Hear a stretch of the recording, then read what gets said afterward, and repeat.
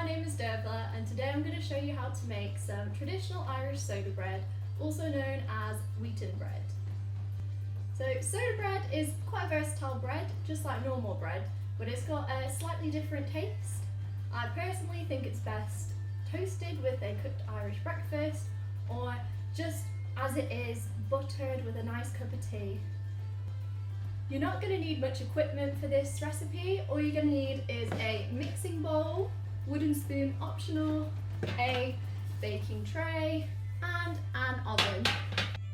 So we're going to need 275 grams of strong white flour, 350 millilitres of buttermilk, 200 grams of whole grain flour, some honey, some bicarbonate of soda, some sea salt and a large free range egg.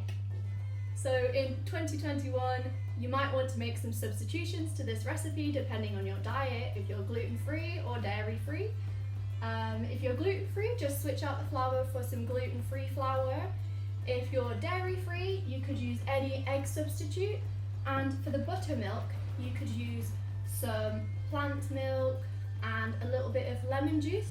This also works if you can't find buttermilk. You could just use some normal milk and a little bit of lemon juice. So let's get started. The first step is to preheat your oven to 180 degrees Celsius. I've already done mine. And the next step is to just put some flour on your baking sheet. You can use either your whole grain flour or your white flour, it doesn't matter. Just spread some out, doesn't have to be perfect. And that'll do. I should also say, make sure your surfaces are clean. Mine are already clean. We're going to be needing it later. First, we're going to combine the dry ingredients in a bowl together. So that is the whole grain flour, the white bread flour, a generous teaspoon of bicarbonate of soda. Don't be stingy with this. And just a little bit of salt. That'll probably do. And now we're going to mix it together.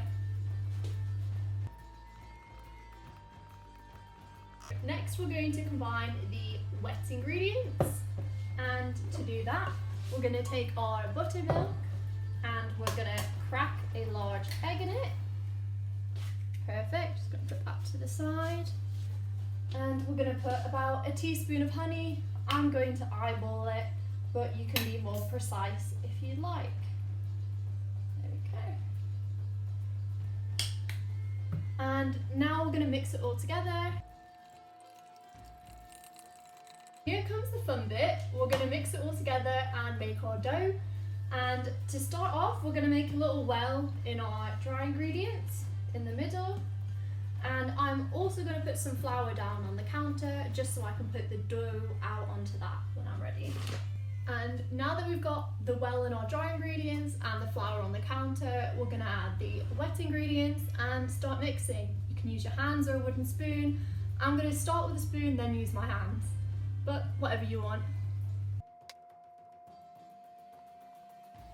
Mine is starting to get stuck to the spoon, so I'm just going to get my hands in there and get it on the counter.